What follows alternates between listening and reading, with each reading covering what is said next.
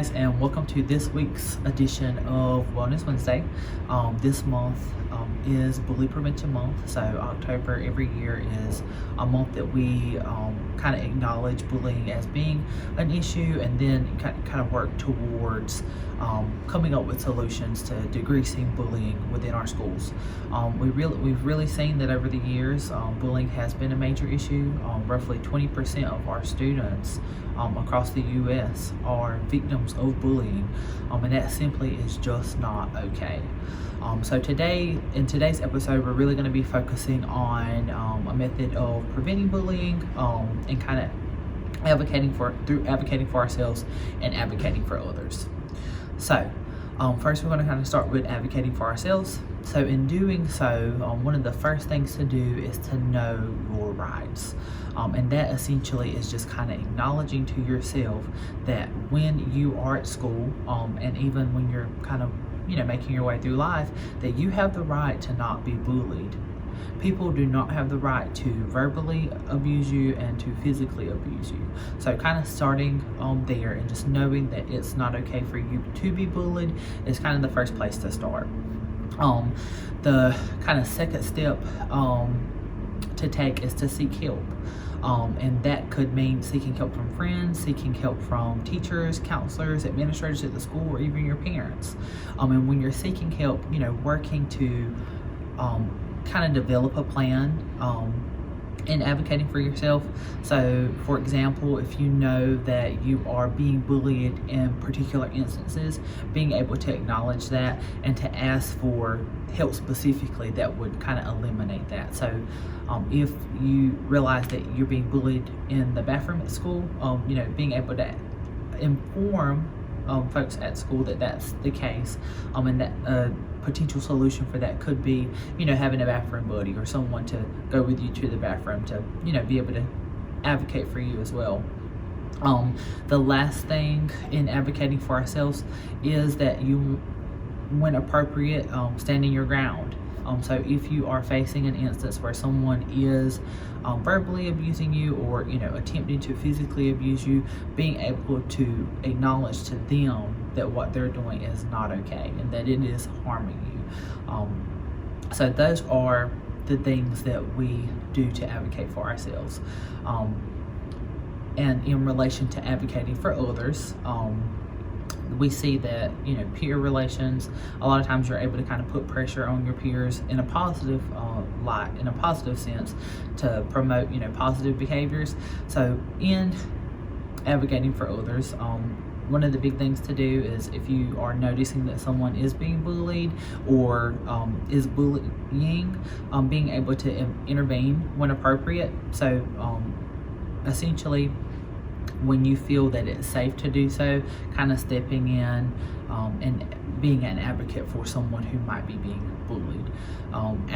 During times when there isn't active bullying, if you know a bully in particular, being able to have a side conversation with them. Sometimes that might seem hard to do, but really being able to, just kind of talk to them kind of one-on-one and let them know that what they are doing isn't appropriate and is harmful to others. One of the other things that we can do is providing support and encouragement to folks that we do see who are bullied. So, if someone is being bullied about their appearance or different things of that nature, you might provide affirming words to them. And kind of the last thing that we would do to advocate for others would be to seek help for them when they do not feel empowered to seek help for themselves.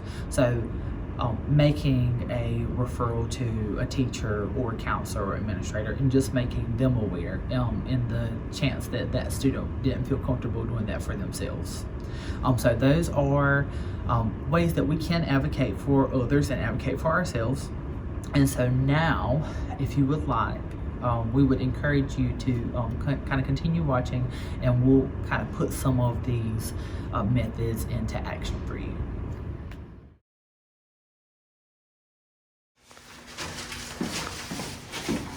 Ha! Look who decided to show up, rat.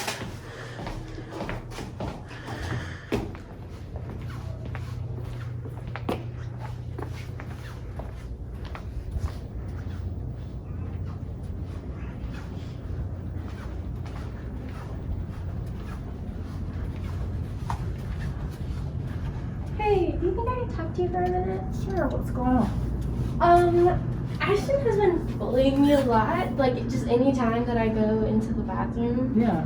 Usually, so I don't really know what I should do about it.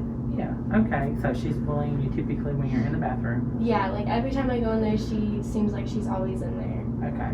I guess what do you think that we could do here at the school kind of to help with that situation? I don't know, I think maybe having someone be able to go with me to the bathroom whenever I go, just in case she is in there, because I don't really think she would say anything if I wasn't by myself. Okay, that's definitely something that we will be able to do, you know, kind of working with your teachers to have them allow someone to go with you to the restroom. Mm-hmm. Okay.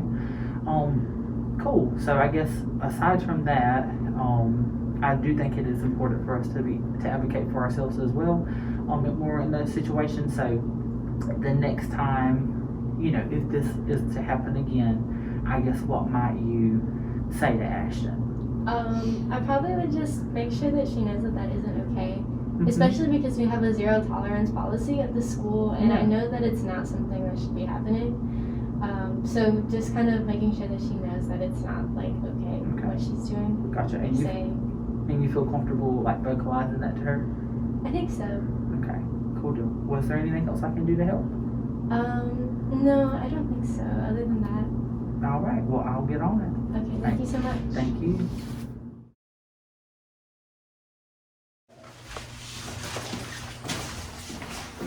Look who decided to show up, rat. Hey, that's not necessary. It's not okay. Whatever. Are you okay? Yeah, I'm fine. Look, I just know you don't look like a rat. You look gorgeous today. Your outfit's killer. Do you want to go talk to a counselor? Yeah, sure. Okay, come on. Thanks.